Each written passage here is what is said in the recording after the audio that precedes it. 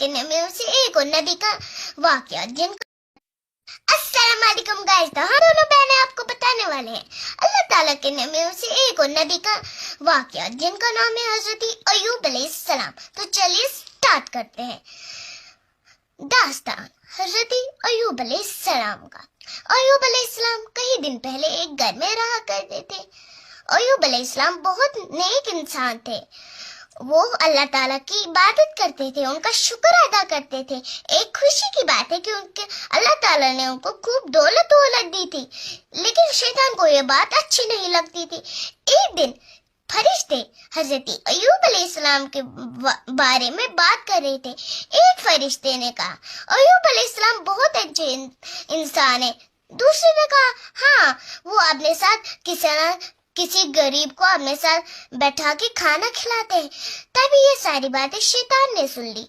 वो बहुत गुस्सा आया। पहले शैतान ने सोचा कि मैं अय्यूब अलैहिस्सलाम को बोलूंगा कि आप अल्लाह ताला की इबादत मत करो, लेकिन वो अय्यूब अलैहिस्सलाम पहले से ही अक्लमंद थे, बचपन से ही अक्लमंद थे, आराम से शैतानी ख्याल उनका कुछ नहीं कर पाए। इससे शैतान बहुत ज्यादा गुस्सा हो गया। फिर उनने अल्लाह ताला के पास जाने का फैसला किया। जब वो अल्लाह ताला के पास गए, उसने बोला, मालिक आपने अय्यूब अलैहिस्सलाम को इतनी दौलत दी है, इसलिए वो आपका शुक्र अदा करता है। मुझे इजाजत दीजिए, मैं उसकी दौलत को छीन लूंगा, फिर देखना वो आपकी इबादत नहीं करेगा। उसने बोला, अल्लाह ताला उनको शैतान को सबक सिखाना चाहता था, इसलिए उसने बोला, मैंने तुम्हें इजाजत दी है, जाओ और उसका सब कुछ दौलत छीन लो। इससे शैतान बहुत ज्यादा खुश हो गया और उसकी सारी दौलत फसल को जला दिया। अय्यूब अलैहिस्सलाम के पास फिर शैतान एक बुजुर्ग के रूप में आया। उसने बोला, शैतान ने उनकी फसल जला दी।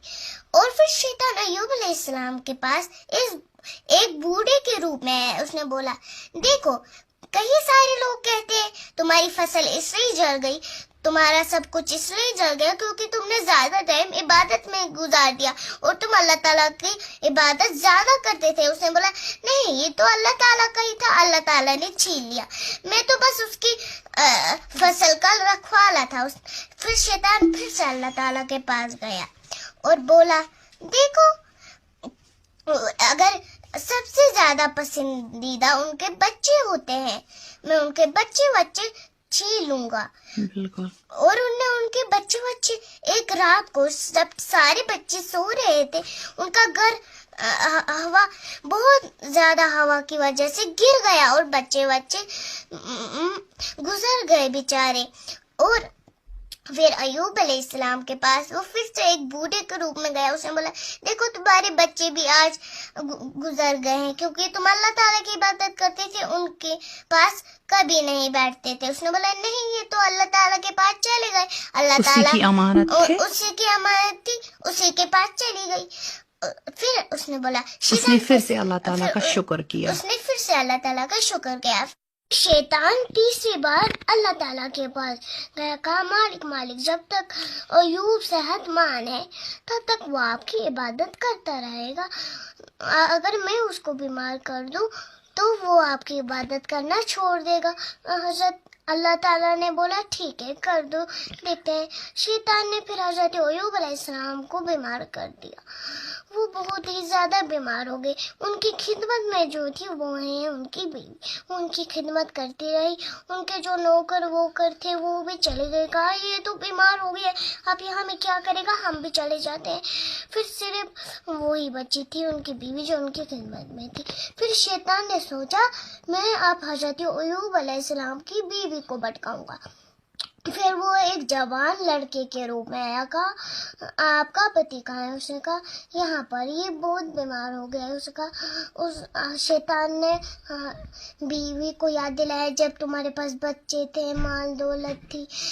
फिर उसको रोना आ गया, पुरानी बातें याद दिलाई। फिर उसकी बीवी को रोना आ गया। कहा, आप अल्लाह ताला से मदद क्यों नहीं मांगते इतनी बीमारी में? उसने कहा, जरूर शैतान ने तुम्हारे کان بھر دیے ہیں. پھر کہا کہ تم مائکے چلی جاؤ, اگر میں ٹھیک ہو گیا میں تمہیں 10 کوڑے ماروں گا. پھر حضرت ایوب علیہ السلام جلدی سے اٹھ کے اللہ تعالیٰ سے توبہ کرنے لگے, دعا کرنے لگے. دعا کرنے لگے کہ اب میں کیا کروں میرے خدا, میں ٹھیک کیسے ہوں. پھر اللہ تعالیٰ نے بولا تم اپنے پیروں کو ایسے ایسے زمین پہ پٹکو, وہاں سے جو پانی نکلے گا اس سے نہانا.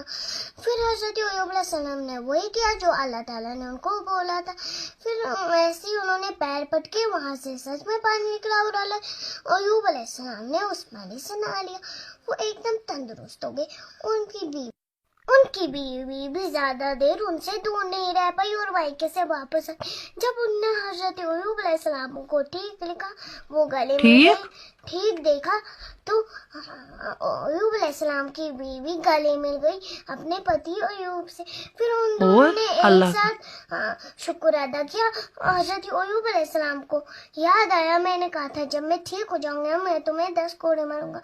پھر اللہ تعالیٰ نے کہا کہ تم کچھ ایسے اس سے گھاس سے ایسے ایسے بناؤ اور اس سے چھوٹے چھوٹے بناؤ, پھر ایسے ایسے اپنی بیوی کو آرام سے مارو جس سے اس کو لگے گی ہی نہیں, اور حضرت ایوب علیہ السلام کی قسم بھی نہیں ٹوٹی.